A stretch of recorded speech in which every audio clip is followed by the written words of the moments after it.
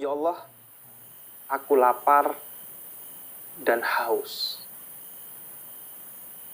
Sebagian kita berkata begitu, entah melalui lisan atau sekedar di pikiran maupun hati ketika sedang berpuasa seperti saat ini. Bisa jadi faktor penyebabnya adalah sesuatu di luar diri kita. Ketika melihat makanan yang lezat di mata kita atau minuman yang begitu enak di mata kita. Atau bisa jadi lantaran sesuatu di dalam diri kita karena tiba-tiba begitu haus di siang hari atau begitu lapar di sore hari. Ketika puasa kita masih diselingi dengan perasaan beban hingga keluhan tentang lapar dan haus, betapapun itu manusiawi, namun berarti itu menunjukkan bahwa kita masih harus terus meningkatkan kualitas puasa kita sebagai seorang muslim. Itu manusiawi memang, dan karena itu kita ingin beranjak. Bukan hanya menjadi sekedar manusia yang manusiawi, tapi manusia yang di dalamnya terkandung nilai-nilai spiritualitas yang melampaui nilai-nilai kemanusiaan atau kemanusiawian. Karena itu, kata Jalaluddin Rumi, ketika kamu masih merasakan puasa atau ibadah-ibadah lainnya sebagai beban, maka ibadahmu perlu ditingkatkan kualitasnya. Namun, seorang yang beribadah dengan cinta, ia justru akan hanyut dengan kenyamanan dalam ibadah itu dan kecanduan untuk terus menambahnya. Karena itu, para spiritualis muslim atau sufi cenderung menghindari dan mengajak kita untuk menghindarkan diri dari mengeluh atas ibadah yang kita lakukan dan merasa ibadah itu membebani kita. Walaupun sebagian kita masih kesulitan untuk melakukan itu. Kita cenderung berkata, akhirnya udah juga sholat isya. Akhirnya datang juga waktu berbuka. Akhirnya selesai juga dari ibadah. Padahal seharusnya kita begitu menikmati ibadah itu sendiri.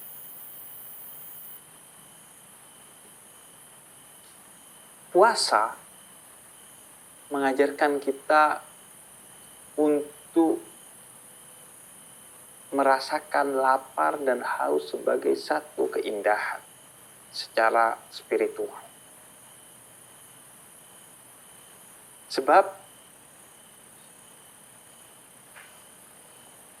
manusia modern yang terjebak dalam materialisme cenderung memiliki ukuran tentang kesuksesan dan kemajuan hidup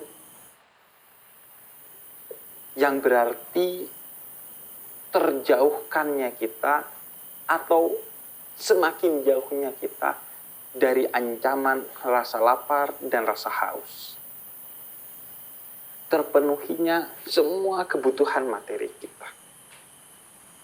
Bukan hanya untuk kita, namun sebisa mungkin untuk keluarga kita dan keturunan-keturunan kita, bahkan hingga 7 turunan atau bahkan lebih. Bahkan bukan sekedar cukup, namun lebih untuk mengamankan. Sehingga kita buat beraneka ragam macam asuransi. Dari kesehatan, jiwa, hingga barang-barang mewah kita pun diasuransikan.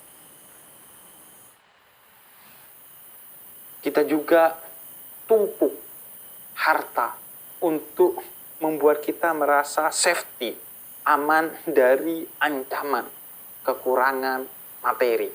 Sekaligus untuk membuat kita merasakan aman jika ingin ini dan ingin itu suatu hari.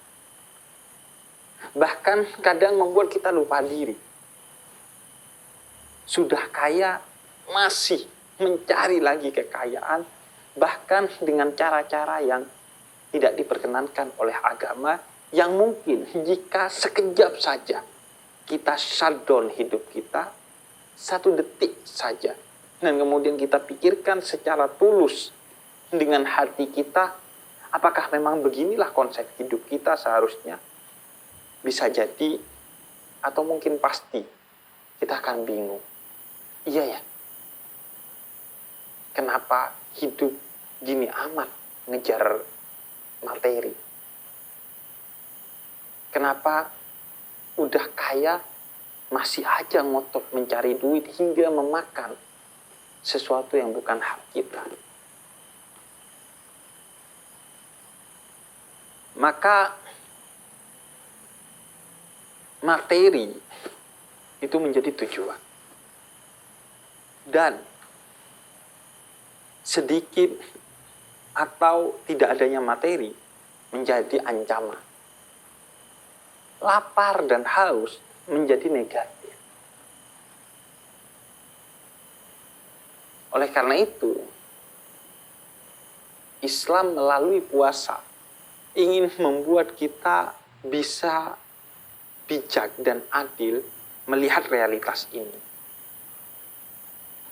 Bukan berarti kita sedang dididik dengan puasa untuk kemudian anti kepada materi dan berfokus hanya kepada hal-hal yang sifatnya imateri, anti kepada dunia dan berfokus hanya kepada hal-hal yang sifatnya akhirat.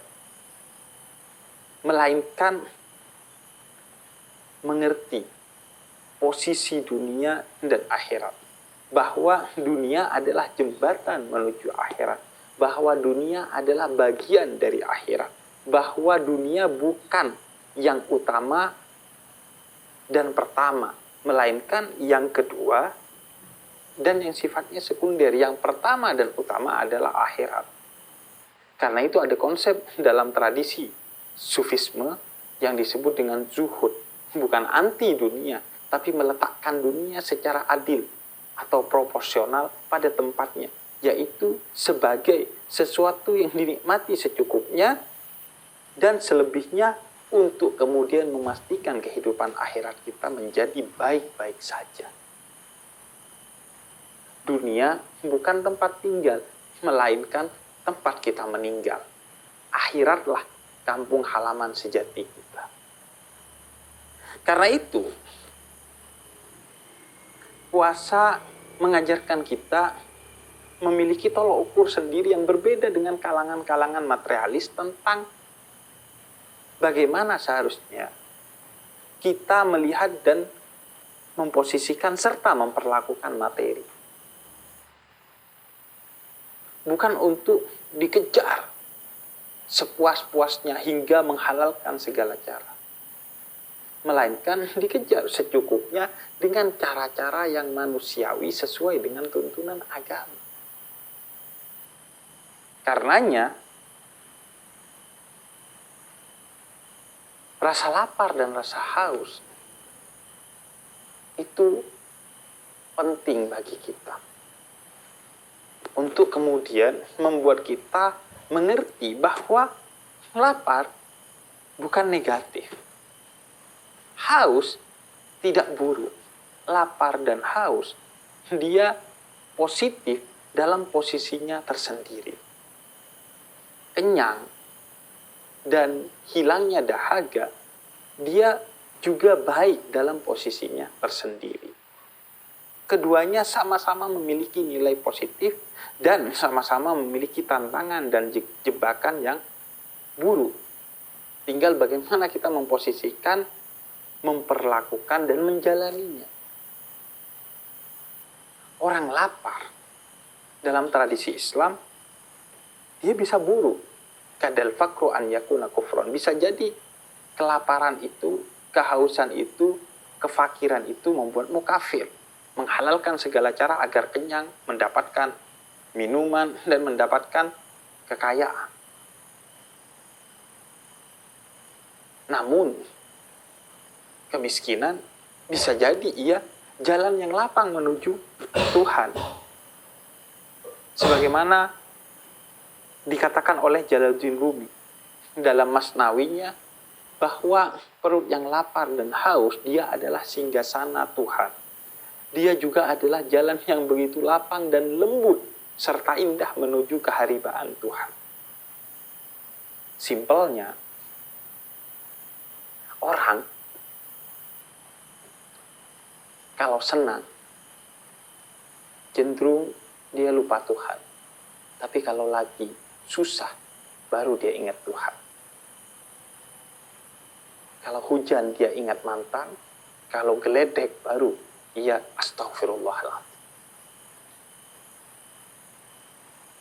Karena itu, tinggal bagaimana kita melihat, menjalani rasa lapar dan haus itu sendiri. Dan puasa mengajarkan tentang itu. Jangan anti lapar, jangan anti haus. Ia juga penting bagi diri kita. Bahkan yang paling mendasar, yaitu kesehatan kita. Karena itu, dikatakan dalam tradisi Islam, sumu tasihu. Puasalah maka engkau akan sehat. Berapa banyak jenis diet tertentu yang sama persis dengan konsep puasa. Nggak makan dalam jangka waktu tertentu, tapi dalam jangka waktu tertentu makan sepuasnya. Bahkan lebih indah puasa karena ketika boleh makan, tidak berarti sepuasnya dan berlebih-lebihan. Rasa lapar dan haus atau sesuatu yang sifatnya materi, menurut para sufi, ia seperti batu yang menjadi beban bagi balon yang bernama pikiran dan spiritualitas. Ibarat kata, pikiran dan hati seperti balon terbang, dan perut serta juga kelamin, kata Nabi Muhammad, itu seperti batu. Jika kamu ingin pikiran dan hatimu terbang, maka minimalisir, perkecil beban perut dan kelaminmu. Karena ia yang akan membuat kamu terus menjadi manusia duniawi. Karena itu, puasa mendidik kita. Jangan engkau mau dikendalikan oleh perutmu, kelaminmu, dan segala sesuatu yang sifatnya materi dan biologis. Jangan sampai pikiran dan hatimu dikendalikan oleh perutmu dan segala sesuatu yang sifatnya materi dan biologis. Berapa banyak orang yang kalau lapar atau haus, dia gampang marah. Kalau lapar dan haus, dia langsung melakukan hal-hal yang ngawur atau haram demi mendapatkan makanan dan minuman. Tidak, kata puasa. Kendalikan dirimu meskipun kamu lapar dan haus. Kita diajarkan dalam puasa ini, meskipun lapar dan haus, jangan marah. Katakan pada dirimu, kata Nabi, ketika kamu hendak ingin marah, saat lapar dan haus ketika berpuasa, inni shaim, aku berpuasa. Sehingga aku tidak boleh marah. Dan aku tidak pantas marah. Justru puasa adalah pengendalian diri. Termasuk juga kata Nabi, ketika kamu ingin menikah, tapi tidak mampu menikah, maka berpuasalah. Karena puasa itu akan mengendalikan nafsu biologismu sebagai manusia.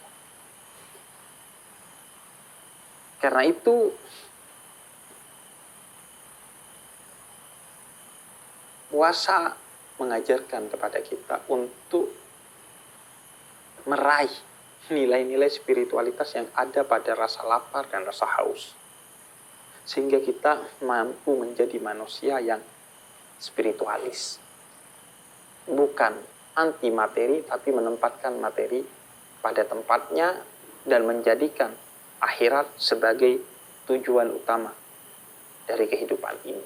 Karena kata Quran, "Wa ma khalaqtul jinna wal insa illa liya'budun," dan tidak kuciptakan engkau kecuali beribadah kepadaku.